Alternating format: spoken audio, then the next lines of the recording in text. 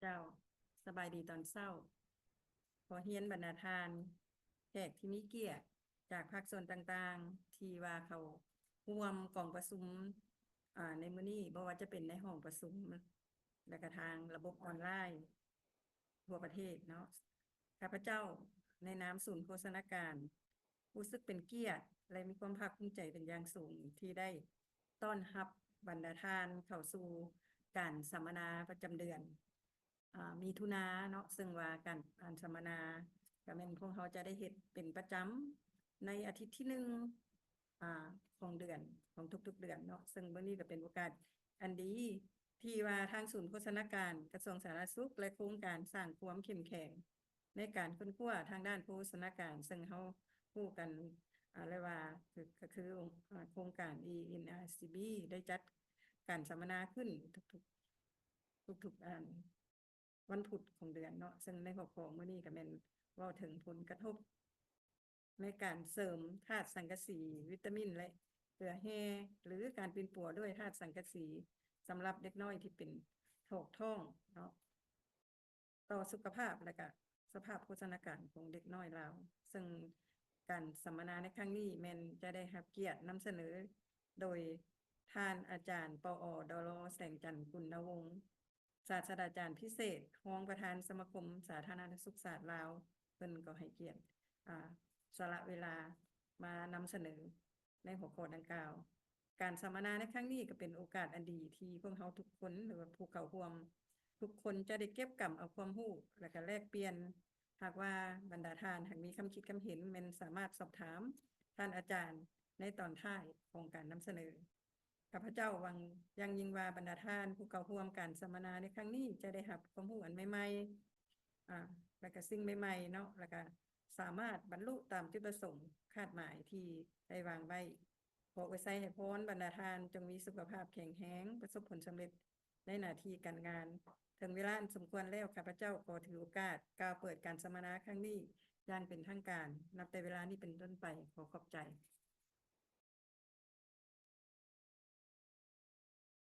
เจ้าซึ่งดร.แสงจันทร์เลย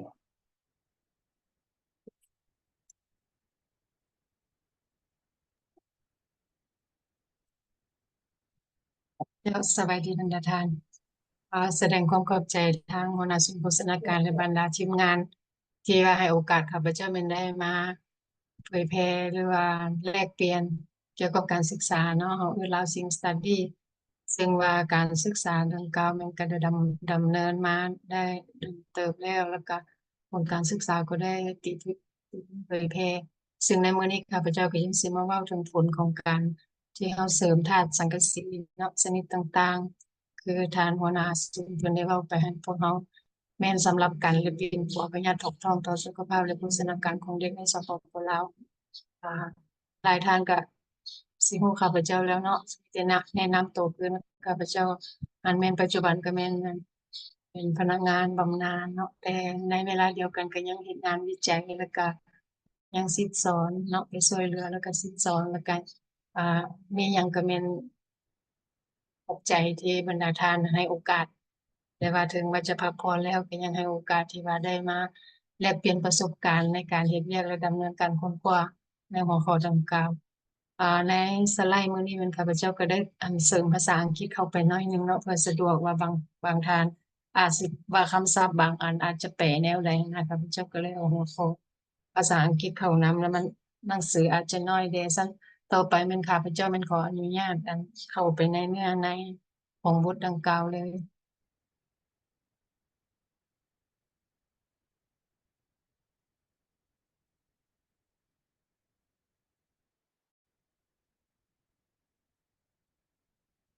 ก่อนที่พวกเราจะเฮ็ดการศึกษานี่เนาะเว้าคือว่าประวัติความเป็นมาอันย้อนว่าในเมื่อก่อนเราก็รู้ว่า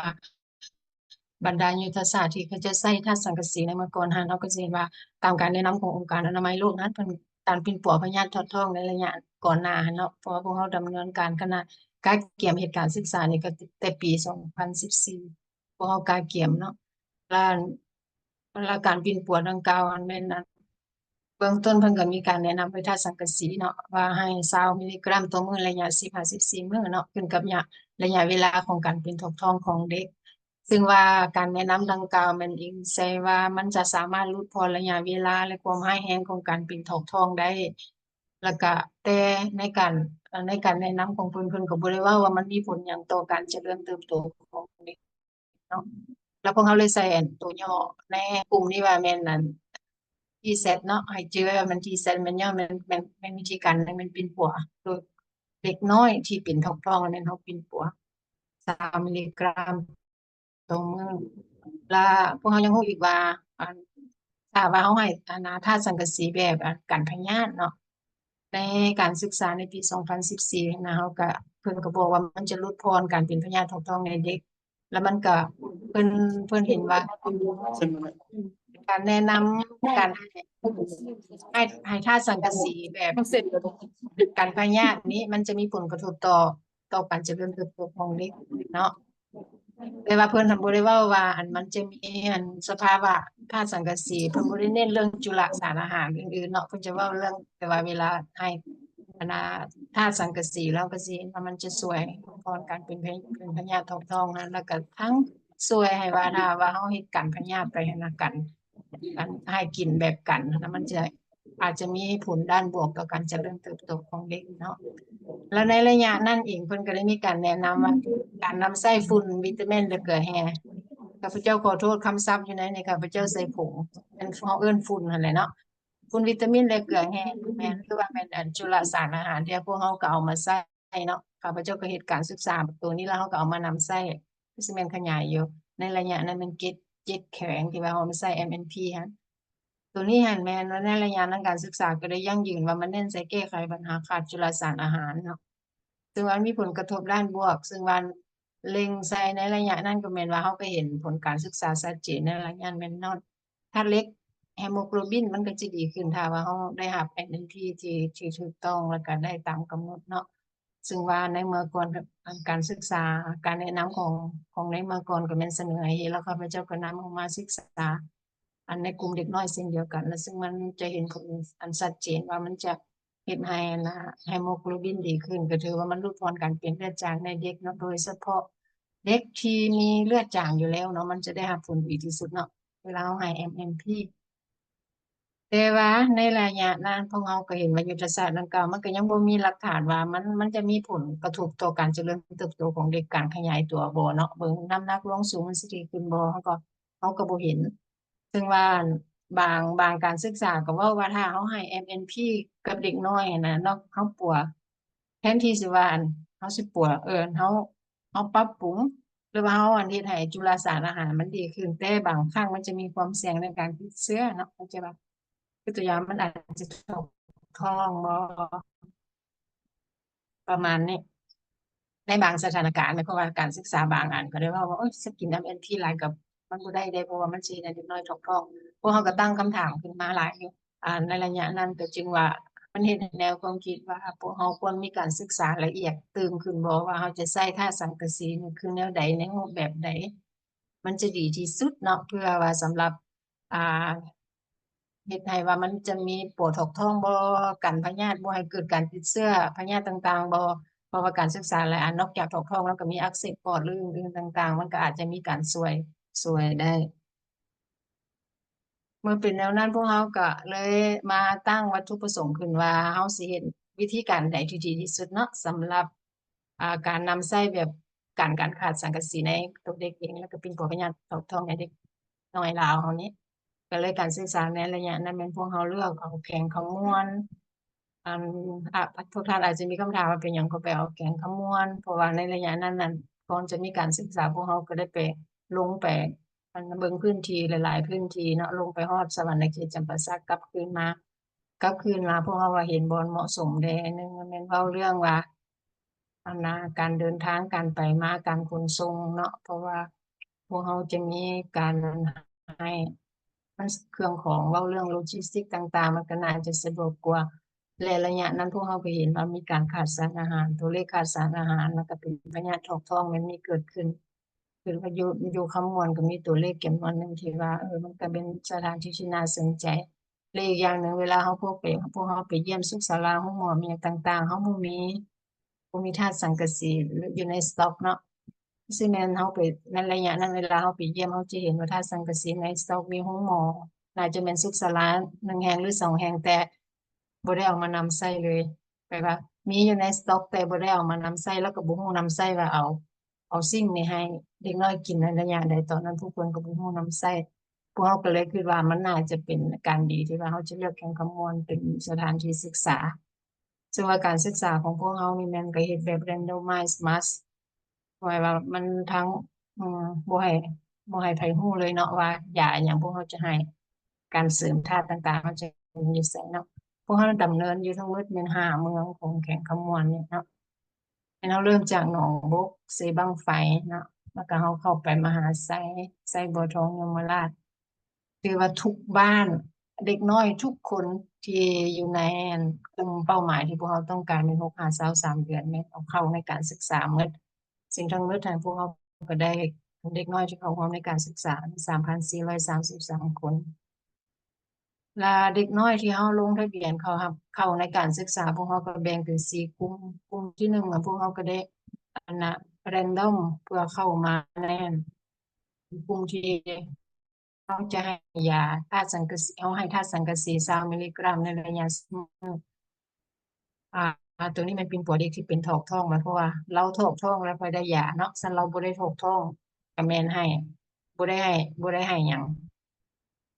กลุ่มที่2แม่นให้ธาตุสังกะสี7 มิลลิกรัมแบบกันพยาธิตัวนี้นี่แม่นเด็กน้อยกลุ่มนี้มันจะให้ทุกมื้อแบบกันไปเลยแล้วเราสิเป็นอ่าเป็นเราปกติเด็กน้อยปกติเราจะให้ธาตุสังกะสีเนาะ 7 มิลลิกรัมเป็นให้ทุกมื้อแล้วกลุ่มที่3เนี่ยพวกเราจะให้ MNP หั่นฝุ่นวิตามินหรือเกลือแร่เนาะหรือว่าฝุ่นจุลสารอาหารหั่นซึ่งในหั่นมันมีธาตุสังกะสี10 มิลลิกรัมมีธาตุเหล็ก6 มิลลิกรัมและมีจุลสารอาหารอื่นแม่น13ชนิดอันนี้แม่นพูดถ้าว่าพวกเราได้เคยเอาฝุ่นวิตามินหรือเกลือแร่ไปย้ายในโครงการของ ลาวเราในระยะก่อนหั้นผู้การก็สิรู้ว่าทั้งหมดนั้นมีเอิ้นว่าเราเอิ้น15ชนิดเนาะจุลสารอาหาร15ชนิดซึ่งในหั้นเราสิมีธาตุสังกะสีแม่น10 มิลลิกรัมซึ่งว่ามันก็หลุดจากตัวนะกันพยาธิตัวนี้มัน7 มิลลิกรัมที่พวกเราให้อยู่ในฝุ่นหั้นมี10 มิลลิกรัมแล้วธาตุเหล็กหั้นแม่น6 มิลลิกรัมเนาะแล้วกลุ่มที่4ก็แม่นกลุ่ม placebo เนาะเพิ่นก็จะให้ฝุ่นแป้งธรรมดาเพื่อว่าให้ อันนะมันเป็นกลุ่มคอนโทรลว่าสิซะเด็กในในเด็กกลุ่มนี้และระยะศึกษาของพวกเราแม่นทั้งหมดแม่นได้ดำเนินไปเป็นเวลา9 เดือนที่จริงพวกเราเฮ็ดไพลอตก่อนระยะแลแต่เฉพาะการศึกษาแท้ๆหลังจากที่เราอันน่ะrecruitเอาเด็กน้อยเข้ามาในเหตุการณ์ศึกษาของเราแล้วมันเฮ็ดลงภาคปฏิบัติตัวจริงให้ยามันมีแต่9 เดือนเนาะ และเพื่อรับประกันว่า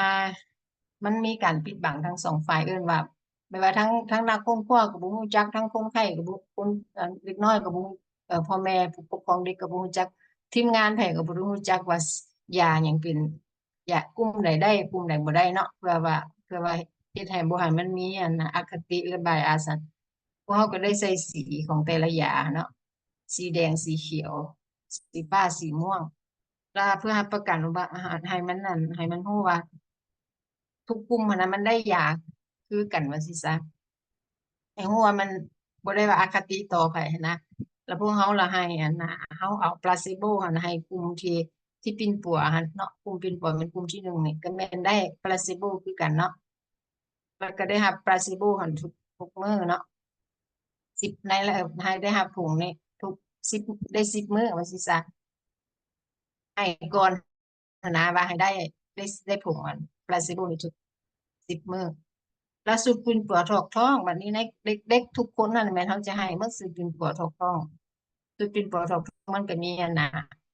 สังกะสีมีธาตุสังกะสีแดงและ ORS เนาะผงเกลือแร่หั้นแล้วก็มีคำอธิบายที่อธิบายว่าให้กรณีถอกท้องมีน้ำเป็นอันนั้นนะ อันนั้นทายแล้วกายคน3 เทื่อมาถกท้องแล้วทานต้องเอายานี่ให้ลูกกินให้กินแบบใดประมาณนี้ต่างๆพวกเขาก็ได้อันอธิบายแล้วก็เฮ็ดเป็นรูปภาพให้เด็กน้อย ให้พ่อแม่เนาะให้พ่อแม่ผู้ดูแลเด็กนั่นในเวลาเจ็บเป็นท้องก็ต้องให้ยานั่นแหละและวิธีการพวกเขาก็ที่จริงนะอยู่ในนี่ก็บ่ได้เว้าลงลึกละเอียดหลายแต่ว่าผู้ค้านก็สามารถถามได้เนาะอันอันแรกๆที่พวกเขาได้วัดแทกเนาะเขาเบิ่งว่า primary outcome ที่พวกเขาวัดแทกนี่ก็มีวัดแทกหลวงยาวน้ำหนักรอบแขนในระยะเริ่มต้นของการศึกษาและระยะท้ายของการศึกษาหมายความว่าก่อนจะเริ่มดำเนินการศึกษาพวกเขาก็วัดแทกเทื่อนึงแล้วก็นะหลังจากนั้น9 เดือนพวกเขาก็วัดแทกอีกเทื่อนึงเนาะแล้วนอกเวลาพวกน้องนั้นพวกเขาก็มีการกวดเลือดเขาก็เบิ่งระดับเฮโมโกลบินเขาก็แทกด้วยเฮโมโกลบินอันนั้นมันก็ได้ผลกับทีอันนี้ก็แม่นเอาการเลือดกวด2 ข้างเส้นเดียวกันเริ่มต้นการศึกษาและระยะท้ายของการศึกษานอกจากนั้นพวกเขาจะมีทีมงานให้ไปเยี่ยมบ้านเพื่อติดตามกันเฝ้าระวังเนาะการเจ็บเป็นของเด็กทุกอาทิตย์เนาะทีมงานของพวกเขาจะลงเยี่ยมบ้านทุกๆอาทิตย์แล้วเขาก็มีฟอร์มบันทึกการเจริญเติบโตการเจ็บเป็นแล้วก็หลายฟอร์มที่ว่าทีมงานเฝ้าระวังลงไปทุกๆอาทิตย์แล้วนอกจากนั้นจะไปกวดเบิ่งอีกกวดเบิ่งยาเพราะว่าอันธาตุสังกะสีนี่นะธาตุสังกะสีกับยากับปวดท้องหันพวกเขามีให้พวกเขาไปกวดเบิ่งว่าเขาเจ้าได้กินเพราะว่าเขาสิเบิ่งว่าเขาเจ้าได้กินหรือบ่ได้กินเด้เนาะมันก็สิมีสมมุติ MNT มันก็สิมี2 เป่าให้เฮาได้กินก็แม่น2 เป่าสัญญาก็สิแม่นนั้นหมดบ่หมดหรือยังฉะนั้นทุกๆอาทิตย์เฮาจะมียาใหม่ไปให้ยาใหม่ไปให้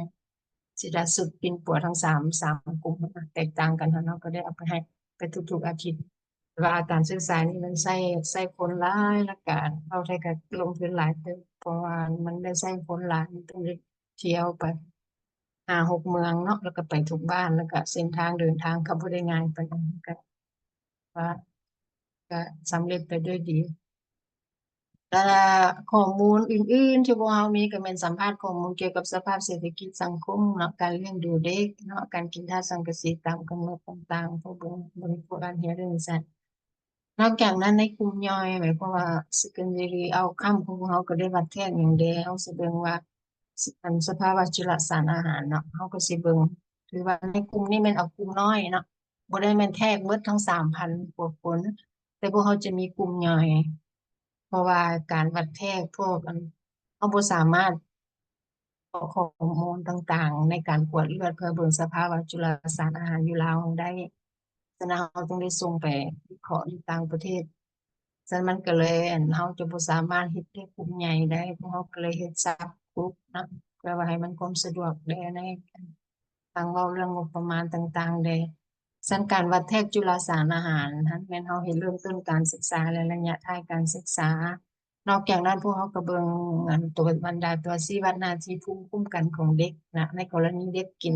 สารแต่ละอันมีความการเพิ่มคุณภูมิคุ้มกันการเปลี่ยนแปลงภูมิคุ้มกันเป็นแนวใดแล้วก็บรรดาตัวนอกจากนั้นพวกเขายังเพราะว่าพวกเขาก็ยังเบิ่งอีกเขาก็ตั้งคำถามขึ้นมาว่าสภาพแวดล้อมของลำไส้มันเป็นจั่งใดเนาะเพราะว่าเขาบอกว่าเด็กน้อยชีการเจริญเติบโตบ่ดีหั้นน่ะนึงมันถ้าเด็กน้อยมันติดเชื้อเนาะพวกเขาอยู่ในสภาพแวดล้อมที่บ่ดีเด็กน้อยติดเชื้อมันก็สิเฮ็ดให้ลำไส้เด็กน้อยอันมีปัญหา แล้วในระยะหลังนี่มีการศึกษาหลายอันเป็นลงลึกใส่เบิ่งเนาะเบิ่งสภาพแวดล้อมลำไส้ของเด็กน้อยเพราะว่าถ้าสภาพแวดล้อมลำไส้เด็กน้อยกันซึ่งผ่านการดูดซึ่งมีปัญหาจังซี่เราก็สิว่าการเจริญเติบโตของเด็กก็สิบ่ดีเท่าที่ควรฉะนั้นพวกเราก็ได้เก็บจุมนำแล้วก็เบิ่งเลือดเก็บเลือดที่ว่าเราได้เบิ่งหน้าที่การผิดปกติของแวดล้อมลำไส้ให้ แล้วนอกจากนั้นพวกเขาก็ยังได้เก็บเส้นผมเก็บเล็บเนาะเอาเล็บเล็กน้อยกับเส้นผมมาไปเบิ่งอันแฮร์คอร์ติซอนซึ่งเขาจะบอกว่าถ้าว่าเด็กน้อยอาจจะถูกกวดเนาะเขาถูกลงไปติดตามทุกอาทิตย์ถูกกวดถูกอันยังแปลนกระทบติดตามหลายดูแลหลายแล้วมันอาจจะผลิตอันคอร์ติซอนขึ้นมาแล้วเพื่อเฮ็ดให้เรายั่งยืนได้ว่ามันแม่นหยัง มันสเตรสว่ะมันมีสเตรสในเด็กน้อยบอกหรือบ่นะพวกเขาก็ตั้งคำถามไปหลายๆอันเพื่อให้เบิ่งว่ามีผลกระทบ เพราะว่าเขาก็เฮ็ดการศึกษาอันหนึงแล้วก็ให้มันได้ข้อมูลที่อ้อมแอมหั้นน่ะให้มันได้หมดเนาะเพราะเขาก็มีทีมงานทุกๆภาคส่วนที่เป็นเอ็กซ์เพิร์ตในแต่ละด้านให้เข้ามาร่วมและยังตั้งคำถามอีกว่าในเด็กน้อยบ้านเราหั้นน่ะเป็นทาลัสซีเมียหลายหรือว่ามีความผิดปกติด้านฮีโมโกลบินเนาะหลายนะพวกเขาก็เลยว่าได้เฮ็ดกลุ่ม โดยเฉพาะกลุ่มจุลสารอาหารกับกลุ่มควบคุมโดยที่ได้ตั้งแต่แบ่งกันพลาซิโบนะพวกเราไปกวดเอาเลือดเพื่อไปกวดไฮโมโกลบินโนปาตีทาลัสซีเมียเนาะอันนี้เบิ่งคืนศึกษาในเบิ่งในกลุ่มนี้เพราะว่าในกลุ่มนี้ย้อนว่าถ้าว่าเฮาให้ MMP เนาะถ้า MMP นี่มันเฮ็ดให้ไฮโมโกลบินดีขึ้นถ้าเล็กดีขึ้นแต่ในกรณีที่เป็นทาลัสซีเมียเด้เฮาให้ได้บ่เฮาขอควรระวังมันมีขึ้นจั่งใด แล้วอยากรู้ว่าในเด็กน้อยลาวที่เพิ่นก็บอกว่าเขตอาซีนี่มันมีเป็นทาลัสซีเมียหลายใดแล้วก็เฮโมโกลบินโนปาตีมันก็มีจำนวนหนึ่งพวกเราก็เลยว่าก็ดีเพราะเราต้องได้ศึกษาในกลุ่มนี้นำฉะนั้นโครงการศึกษานี่มันก็ได้หลายๆแง่เนาะเพื่อเบิ่งว่าถ้าว่ามันดีเราจะให้ได้บ่ในกรณีเด็กน้อยที่เป็นทาลัสซีเมียหรือว่ามีเฮโมโกลบินโนปาตีพวกเราก็เลยได้ศึกษาเบิ่งประมาณนั้นล้าน การศึกษาของเขาก็แม่นว่าเบื้องต้นพวกเขาก็อันน่ะลงทะเบียนทั้งหมดได้ทั้งหมดแม่นได้3,830คนเล็กน้อยเนาะแต่ในเวลาเดียวกันนี่ก็แม่นมันบ่ได้ถูกอันมาตามเกณฑ์ที่ว่าพวกเราเอาเข้าแม่น397คนแล้วยังเหลือ3,433คนมันพวกเราอินโรลเข้าไปแต่ว่าในตัวจริงแล้วเราก็สิเห็นว่ามีเด็กน้อยจำนวนหนึ่งที่เป็นลูกแฝด สรุปแฟนแล้วพวกเราก็บ่ได้เอาบ่ได้เอาแฟนเราเอาแต่ผู้เดียวก็เลยว่าได้อันน่ะที่เป็นฝาแฝดได้ครอบครัวที่เป็นฝาแฝดแม่นเราเอาออกเลยเพราะว่าถ้าว่าเราผัวผู้หนึงเข้าไปเป็นหยังเอาเด็กน้อยผู้เดียวสิมีปัญหาถ้าว่าครอบครัวใดที่มีฝาแฝดพวกเราก็เอาออกเลยเนาะแต่ว่าเบื้องต้นเราก็เอาเข้ามาแล้วพวกเราก็ออกกันจากการวิเคราะห์ข้อมูลนะฉะนั้นอยู่ในตัวจริงแล้วพวกเรามี3,407คนแล้วเราแบ่งออกมาเป็นกลุ่มอันนี้แม่นพีเซตนี่เราไว้เราใส่เฉพาะพวกที่กินพวกให้ธาตุเสริมนั้นแม่น7มิลลิกรัมแต่ละมื้อเนาะที่เซตเป็นการปิ่นปัวเวลาเป็นท้องแล้วเราให้20มิลลิกรัมจำนวน10วันนะและ MMP อันนี้มันกลุ่มให้ฝุ่นวิตามินและเกลือแร่แล้วก็กลุ่มคงโทรล ซึ่งในระยะการติดตาม9 เดือนนั้นเราก็สิเห็นทั้งหมดเราก็สิมีอันน่ะบ่ได้เข้าร่วมแล้วหลุดออกจากการศึกษาของเราเนาะแต่ละกลุ่มก็มีเนาะ8คน3คน11คน5คนประมาณนั้นแต่ในท้ายสุดแล้วพวกเราเอาเข้ามาในวิเคราะห์ทั้งหมดให้มันก็ได้อันน่ะได้จำนวนดีสมควรกับประมาณ841848เนาะแต่ละกลุ่มก็แตกต่างกันในประมาณนี้ กลุ่ม PZ เขาได้844กลุ่ม TZ เขาได้848กลุ่ม MNP เขาได้841และกลุ่มควบคุมเขาได้847และลักษณะพื้นฐานเนาะผลเด้อค่ะอันนี้มันเบื้องต้นว่าเวลาเราเฮ็ดเบสไลน์เนาะการศึกษาก่อนเนาะเฮ็ดการศึกษานี่พวกเราก็มีข้อมูลเป็นแนวใดแด่เราก็สิเห็นว่าทั้งหมดเด็กน้อย3,400กับ7คนนะล้านเฉลี่ยแล้วเราก็แม่นอายุ14.3เดือนหญิงชายก็เกือบเท่าๆกันเนาะชายหลายคนน้อยหนึงแล้วอยู่ในเราเห็นว่า stunting ก็ยังสูงเพราะว่าใน3,000เด็กน้อย3,000คนน่ะ stunting ก็ยังสูงเนาะ9.7%เลือดจางก็สูงเช่นเดียวกันแล้วเรามาเบิ่งธาตุสังกะสีนี่เราสิว่าเราเวลาธาตุสังกะสีเราใส่มันว่าธาตุสังกะสีสิ่งอยู่ในเลือดมันประมาณ65มิลลิไมโครกรัมต่อเดซิลิตรมีสูงถึง75.4%แล้วเราได้กวดธาตุเหล็กนำอันนี้ธาตุเหล็กก็ต่ำธาตุที่เด็กน้อยที่มีธาตุเหล็กต่ำเพราะว่าในนี้เรามีเลือดจางมันนั่นฮะในเลือดในเด็กน้อยที่เป็นเลือดจาง54.8%นะแม่นครึ่งหนึงแม่นเป็นหลายกว่าครึ่งกันนะ26.1%นะและแม่นขาดธาตุเหล็กไปสิซะ นอกจากนั้นพวกเขาก็เบิ่งว่ามีอันขาด B1 บ่ขาด B2 บ่ขาดโฟเลตบ่แล้วก็ขาด B10 เห็นB12บ่อยู่ในนี่เพราะว่าเบิ่งเพราะพวกนี้มันก็สนับสนุนกันเป็นอย่างการช่วยเหลือเพราะว่าอยู่ในฟูมวิตามินหรือก็แฮป NP อันแม่นพวกเฮามีวิตามินพวกนี้อยู่นำเด้แล้วพวกเฮาก็เบิ่งว่ามันมีปัญหาใดบ่อยู่ในนี้พวกเฮาก็ได้ลงรายละเอียดอยู่ในนี้เนาะแล้วอยู่ในนี่หั่นเวลาบัดแทกการรายงานเรื่องว่าเขาจะได้กินบ่ธาตุสังกะสีเฮาก็เห็นว่าผู้ปกครองเด็กก็แม่นเอาใจใส่ได้ให้เด็กให้ลูกเขาจะได้กินอ่าได้กินยาที่พวกเฮาแนะนำให้นะถึง91%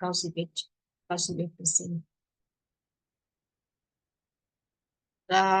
ข้าพเจ้าจะลงลึกละเอียดไปแต่ละอันเนาะอันลงลึกไปเบิ่งว่าเวลาเฮาให้ยาพวกนี้ทั้งทั้ง4กลุ่มนี่เนาะเพื่อส่งเทียบใส่กลุ่มโตรนนั้นเป็นยา3กลุ่มนี้มีตัวใดดีตัวอันใดลักษณะข้าพเจ้าจะไปเบิ่งแต่ละอันเนาะอันที่หนึ่งเป็นเว้าถึงเรื่องเลือดเรื่องไฮโมโกลบินซะกับจุลสารอาหารเฮาก็สิเห็นว่ากลุ่มที่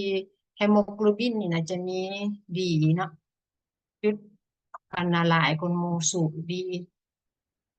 เฉลี่ยแล้วหั่นน่ะแม่นระดับไฮโมโกลบินในเลือดน่ะจะดีอยู่ในกลุ่ม MNP นี้คือว่าเว้าเรื่อง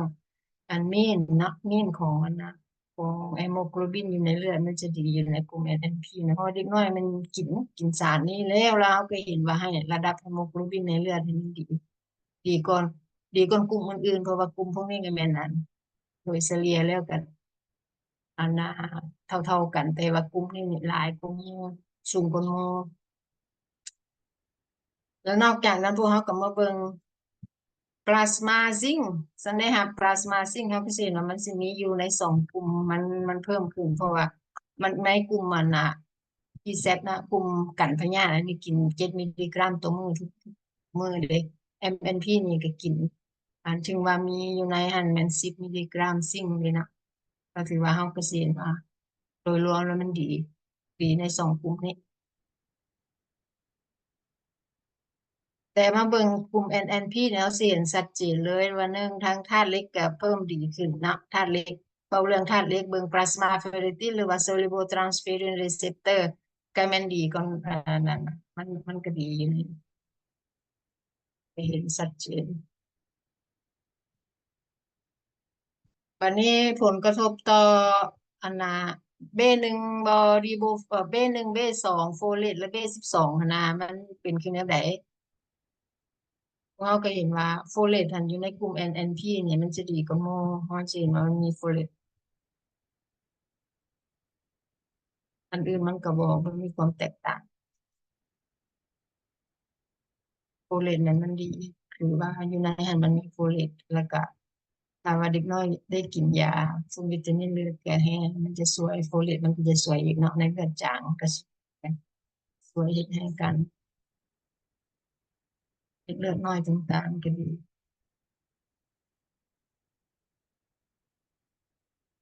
วันนี้ผล ผลกระทบเนาะต่ออันนี้ฝุ่นวิตามินเหลือเกลือแร่เนาะฝุ่นวิตามินเหลือเกลือแร่มาเบิ่งว่าในระยะเริ่มต้นกับระยะสุดท้ายระยะเริ่มต้นและสุดการศึกษาน่ะมันมีแต่ละกลุ่มมันเป็นคือแนวใดเฮาเว้าเรื่องว่ามันการขาดสารอาหารน่ะนะมันดีขึ้นหรือบ่ดีขึ้นฉะนั้นพวกเราสิเห็นว่ากลุ่มตัวนี้เป็นอันเฮาสิเห็นว่าตัวนี้เฮาเอิ้นว่าสีฟ้าอ่อนเป็น baseline เนาะ baseline MNP baseline control เพราะว่าเวลาเฮาเริ่มเฮ็ดมันก็มันก็เท่าๆกัน แต่เวลาเฮาเห็นว่าสุดท้ายความแตกต่างมันจะเห็นชัดเจนในการนั้นพวกจุลสารอาหารอัตราส่วนของจุลสารอาหารการเปลี่ยนแตกต่างกันเนาะคือเฟอร์ริตินนี่ก็มีความแตกต่างกันแล้วก็โฟเลตนี่ก็มีความแตกต่างชัดเจน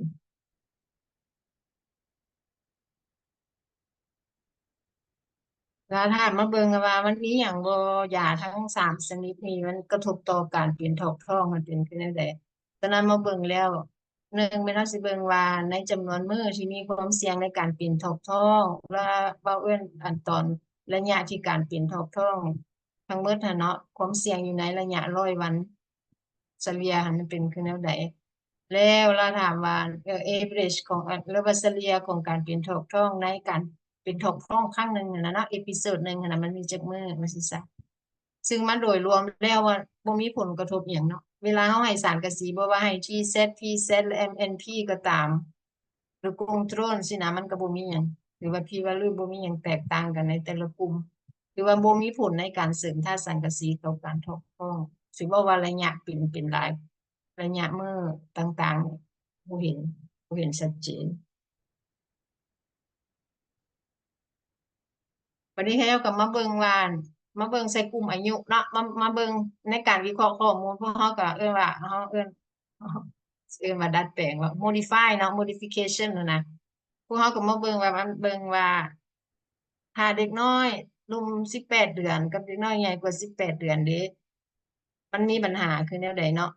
แล้วพวกเขาก็จึงมาวิเคราะห์เพิ่มเติมว่าอุบัติการเป็นท้องท้องกับผลต่อระยะการเป็นท้องท้องเขาก็สิเห็นว่าสำหรับเด็กอันนะต่ำกว่าแต่6-18 เดือนนะการเป็นปัวก็บ่มีผลหยังแต่ว่าเด็กน้อยผู้ใหญ่ที่ใหญ่กว่า18 เดือนแล้วสิเห็นว่าเห็นผลชัดเจนก็คือว่าระยะการเป็นท้องท้องก็สั้นลงเนาะในกลุ่มที่ว่าได้กินธาตุสังกะสีนะกินปัวในระยะท้องท้องนะ พวกกลุ่มปิ่นป่วนก็ถือว่าอันน่ะทรีตเมนต์นี้สีแดงนี่เนาะระยะอาบดการของการเป็นท้องท้องมันก็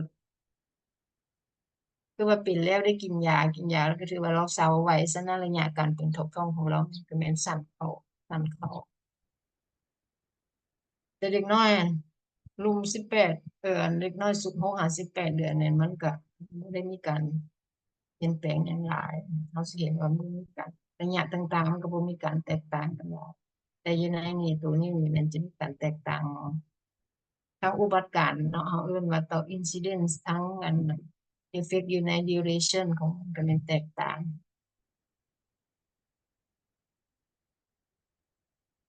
ฉะนั้นมาฮอดนี้แล้วแม่นข้าพเจ้าอยากสั่งรวม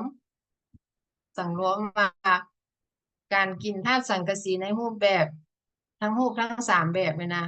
มันจะบ่มีผลกระทบหยังต่อการเจริญเติบโตของเด็ก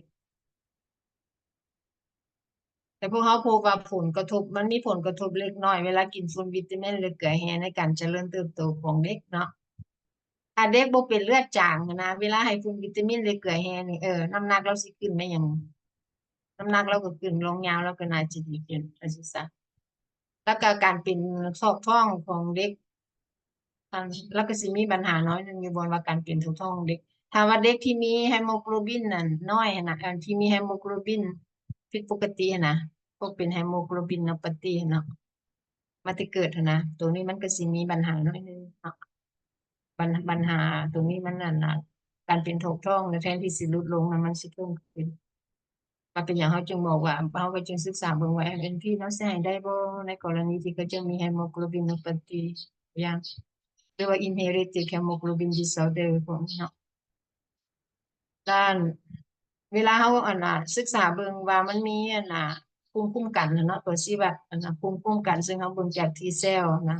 ไซโตไคน์นี่เพราะเขาก็มีอันละเอียดลงต่างๆเนาะค่ะมันจะบ่ลงลึกว่าอันแต่ละอันน่ะมันหมายความว่าแนวใดจริงๆเขาก็บ่ได้เป็นเชี่ยวชาญด้านนี้ฉะนั้นเขาก็บ่ได้เบิ่งลงลึกละเอียดหลายแต่ว่าในการตรวจเลือดของพวกเพิ่นนั้นพวกเพิ่นได้ลงลึกละเอียดแล้วก็ตีราคาว่า มันบ่มีความแตกต่างหมายความภูมิคุ้มกันน่ะสิให้กินแบบกันพยาธิแบบปิ่นปัวต่างๆมันก็บ่ได้เปลี่ยนแปลงต่อภูมิคุ้มกันตรงนี้เป็นการศึกษาตรงนี้แม่นพวกเราได้ส่งเลือดไปอันนั้นผ่านไป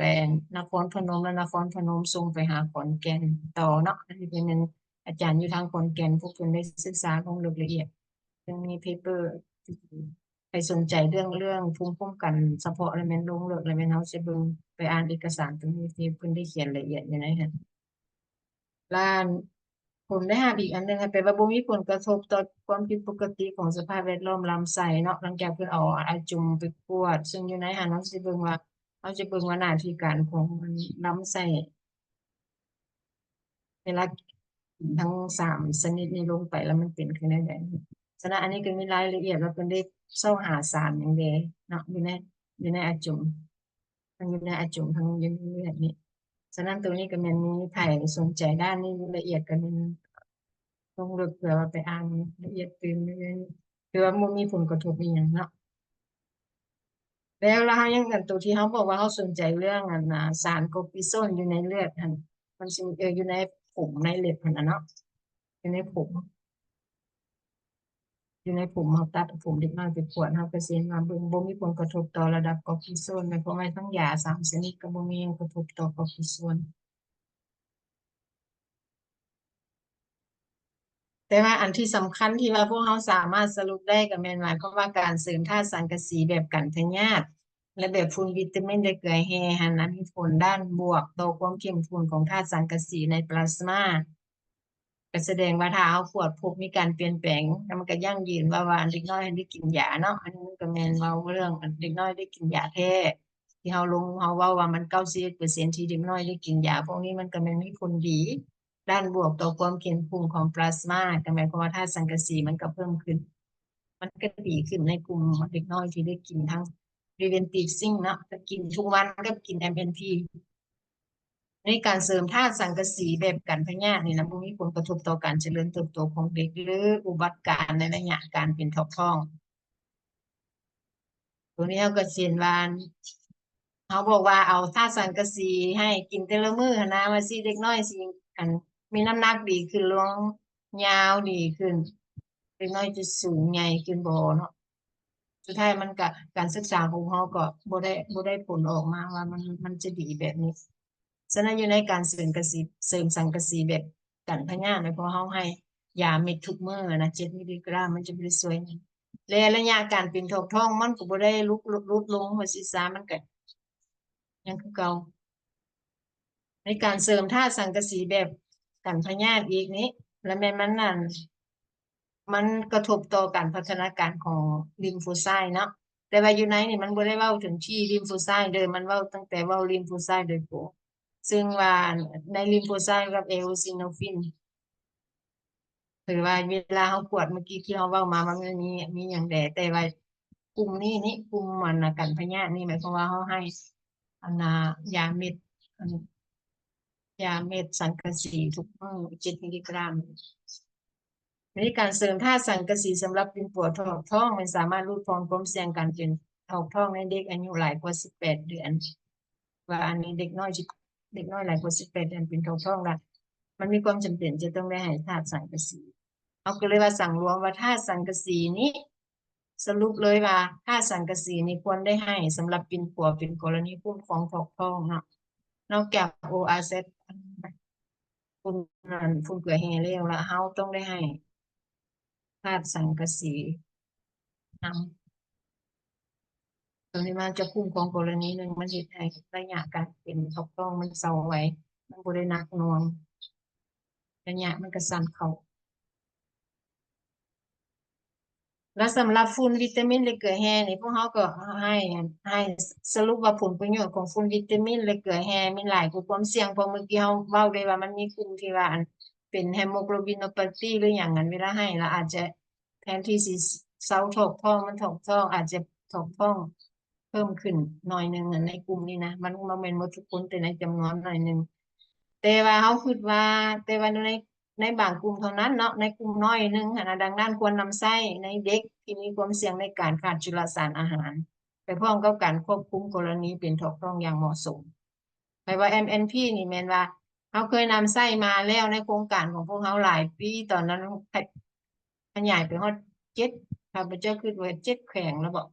หลายตัวเมืองแล้วได้ MNP แต่มันก็ยังเป็นประโยชน์อยู่ในเขตที่มีการขาดจุลสารอาหารสูงแม่นมันยังมีประโยชน์อยู่ฉะนั้นถ้าว่าพวกเขาหยุดแล้วหรือว่ามีอันน่ะถ้าว่ามีโครงการที่ดำเนินการต่อหรือว่าสั่งซื้อนั่นแหละก็แล้วแต่เพื่อเอามาให้ปิ่นปัวตัวนี้นะจุลสารอาหารนี่นะในเขตที่มีขาดจุลสารอาหารแม่นยังมีความจำเป็นถือว่าการศึกษาของสรุปแล้ว NNP มันยังมีประโยชน์อยู่ถึงมันจะบ่ได้มันบ่ได้เฮ็ดให้มันเฮ็ดให้โฟเลตกับธาตุเหล็กนะดีขึ้นเด้นะสังกะสีก็ดีขึ้นเพราะว่ารู้แล้วว่าเด็กส่วนใหญ่น่ะจะขาดธาตุเหล็กกับขาดธาตุสังกะสีก็ขาดหมดทุกอันทุกวิตามินนั่นแหละแต่ว่าอันสำคัญพวกเราลดพรเพื่อลดพรเนาะเลือดจางเด้จังซี่นะธาตุเหล็กโฟเลตนี่มันดีเลยแล้วธาตุสังกะสีมันก็จะดีขึ้นเนาะในกลุ่มนี้เนาะแล้วก็ MNP ลดพรอากาศสุ่มๆเป็นเลือดจางในเด็กที่เป็นเลือดจางก่อนเริ่มการศึกษาเพราะว่าถ้าเด็กน้อยเป็นเลือดจางแต่เริ่มต้นนี่นะ แล้วมันจะเห็นชัดเจนเลยมีการเปลี่ยนแปลงค่ะได้กินยานี่เข้าไปปั๊บแล้วก็มันฟูลวิตามินแล้วเกลือแร่มีการพยาธินี่ก็มัน มันจะเห็นชัดเจนศึกษาในการศึกษาของข้าพเจ้าเฮ็ดตอนปี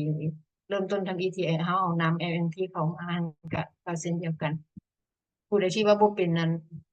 ถ้าผู้เด็กน้อยที่บ่เป็นเลือดจางเฮาปัวเราก็สิว่าน้ำหนักเขาจะดีขึ้นต่างๆแต่ถ้าเด็กน้อยเป็นเลือดจางมันจะปัวเลือดจางเนี่ยให้มันเห็นชัดเจนเลยว่าเราก็จะเซาเลือดจางว่าซั่นซะแต่ว่ามันก็บ่มีผลกระทบหลายต่อกันมันก็บ่มีผลกระทบต่อการเจริญเติบโตหรือว่าท้องฉะนั้นนั้น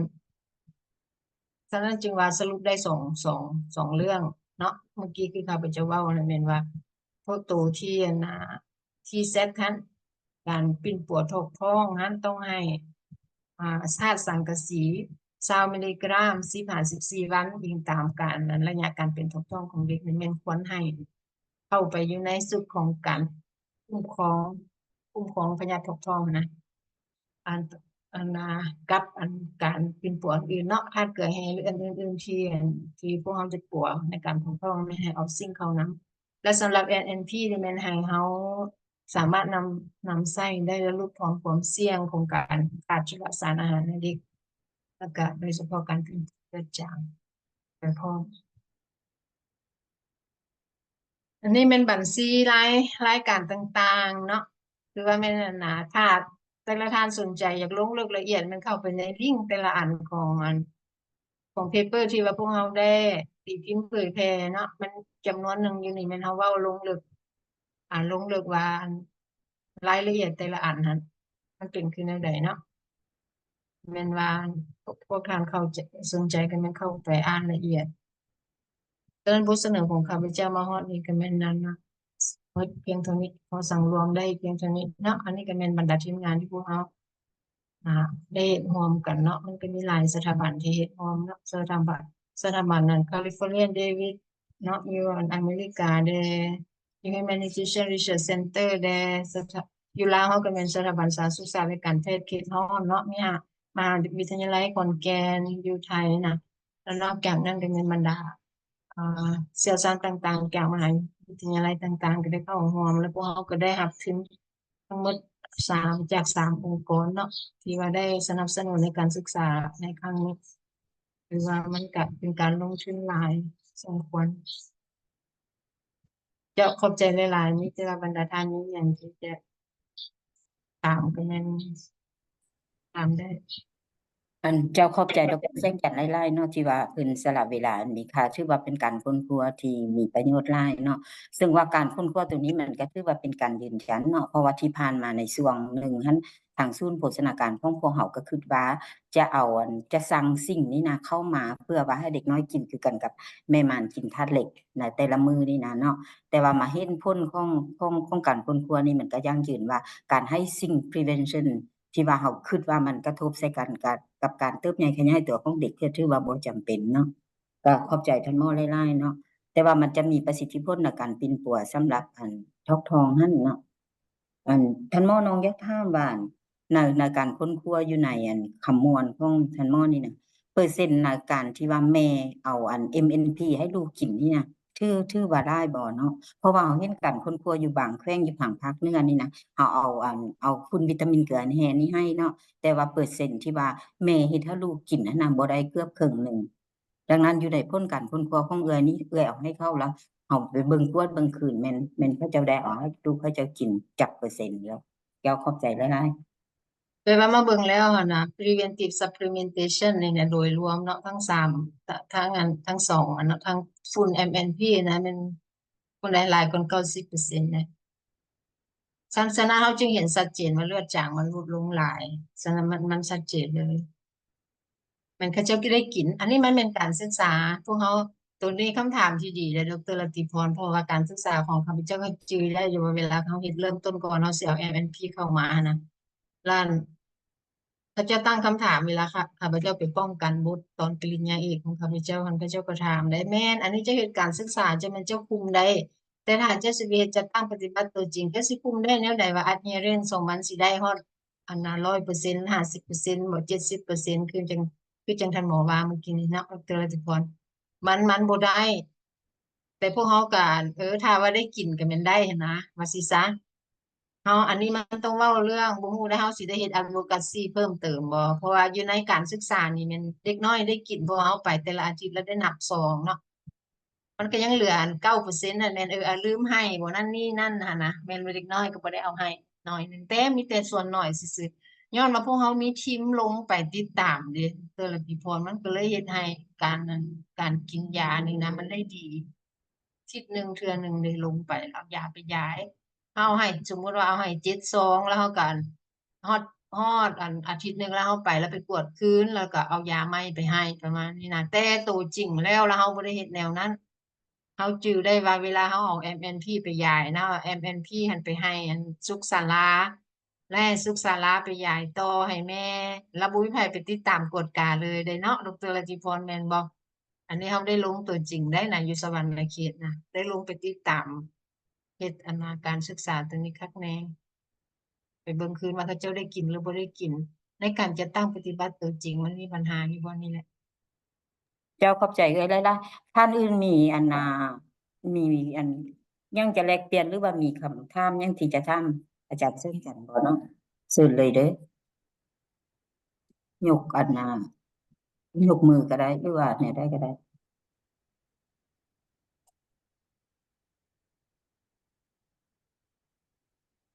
คือว่ามันก็ชัดเจนดีอยู่ได้เอ้ยเพราะว่าเฮายังถกเถียงกันอยู่เนาะตอนหนึงเฮาสั่ง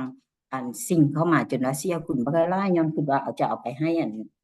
อยู่บ่อันกวดเด็กดีกับอันมีหญิงถือผ้านั่นเนาะ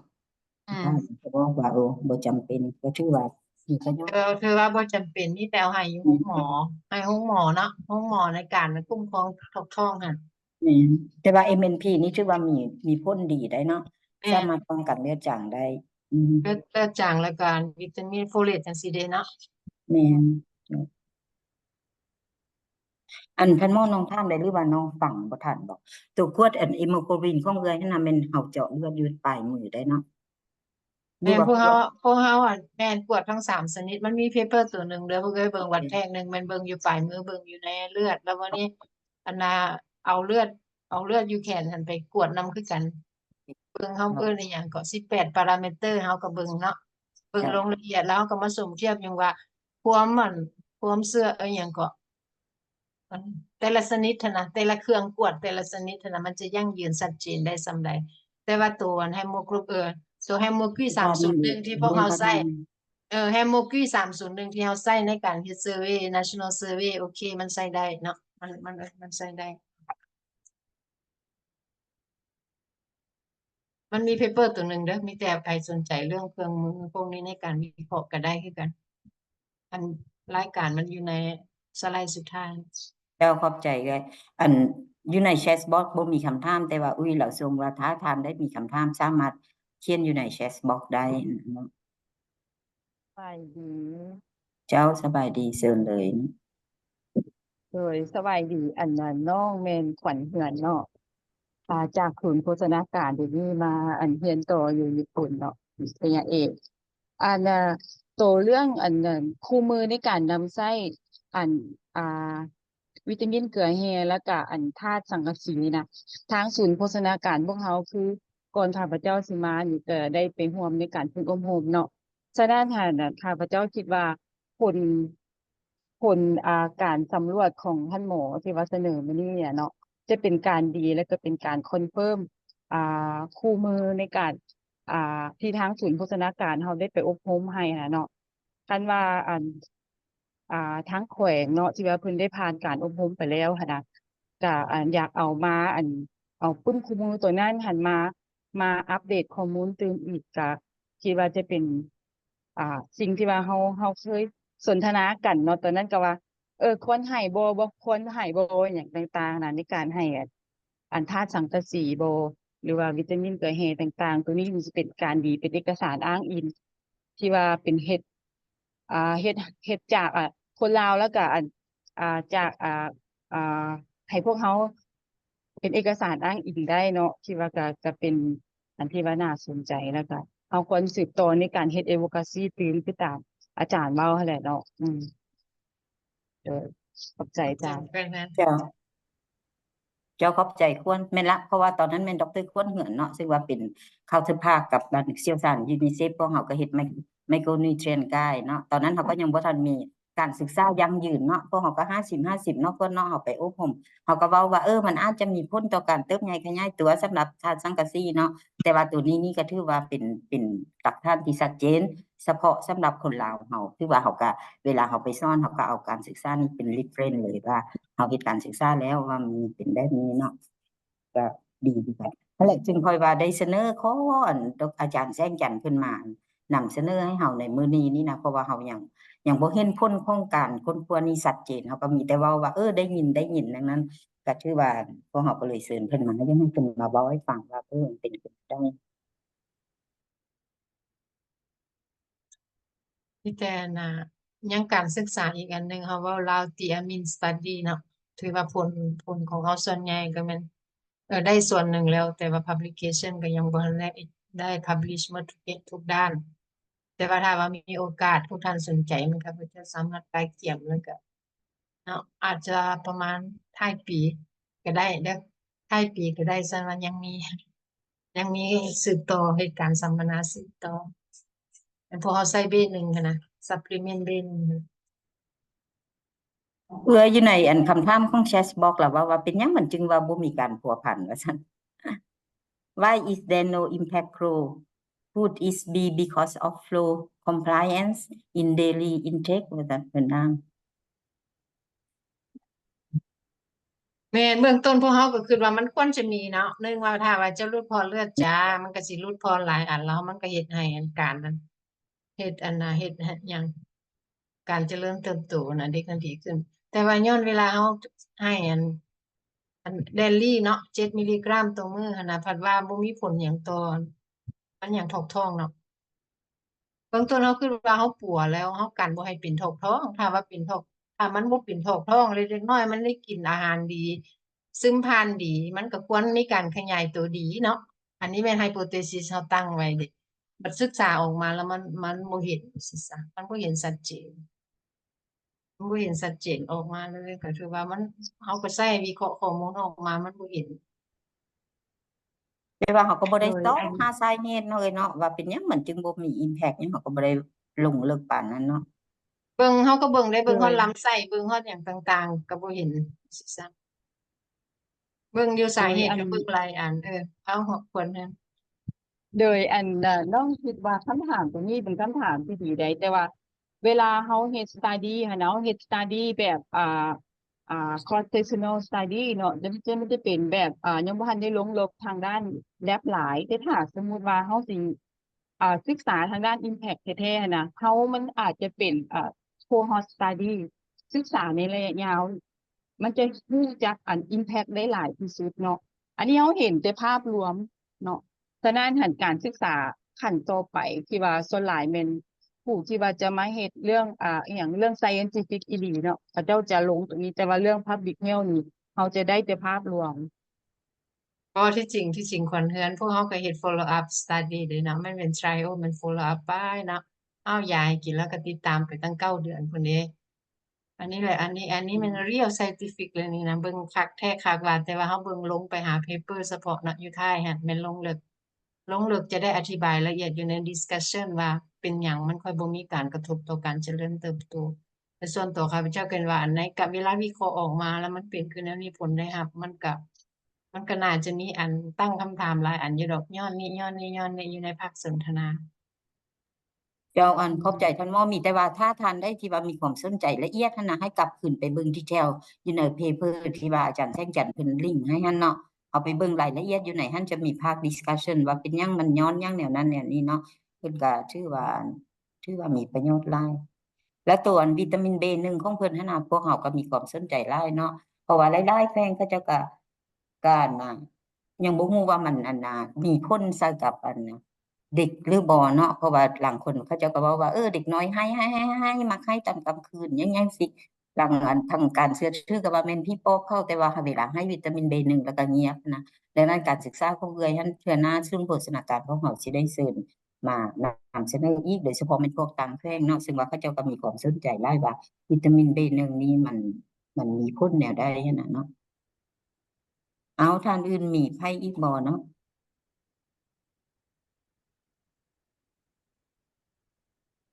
โดยสบายดี โอ้สมพรกำลังสิถามอยู่ว่าสมพรบ่มีคำถามหยังว่าซั่น โดยอาจารย์ สบายดี โดย ขอบใจหลายๆอาจารย์ โดยสวัสดีอาจารย์เป็นอาจารย์ขอบใจที่แชร์บทเรียนที่เป็นประโยชน์เพราะว่า ตอนนี้มันก็มีตัวหนึ่งที่ได้ยินมาแล้วอันของเบิร์นฟู้ดโปรแกรมที่เพิ่นผสมฝุ่นวิตามินที่ว่าอาจารย์ว่าให้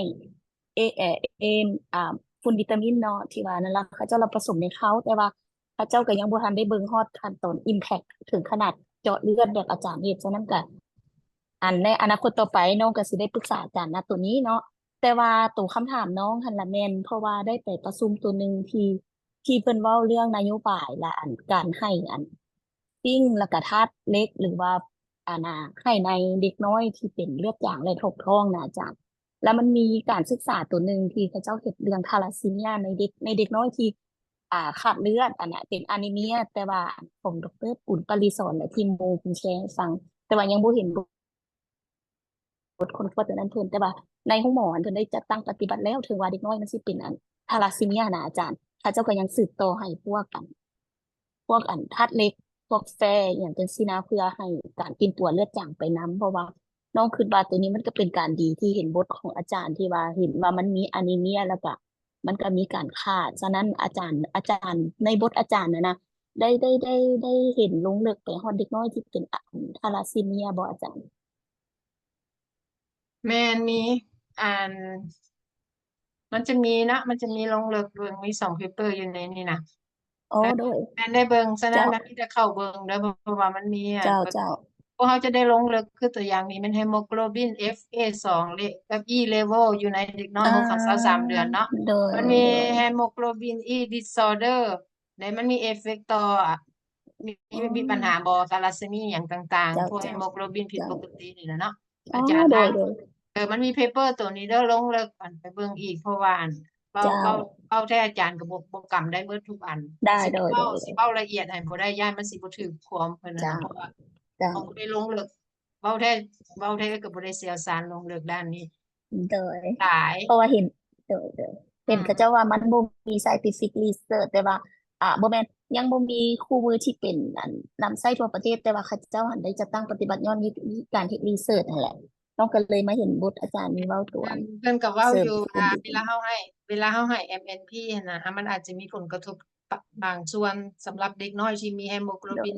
ผิดปกติมาแต่เกิ อื ดหั้นน่ะเนาะ ม แต่ว่าความเสี่ยงหั้นน่ะมันบ่เท่ากับการเป็นเลือดจางความหมายว่าปัวไปโลดปัวได้หนึ่งแม่นเนาะปัวเลือดจางได้ปัวเพิ่มซิงค์นี่ได้เด็กน้อยก็บ่ถูกต้องบ่หยังประมาณนี้ โดยเข้าใจอาจารย์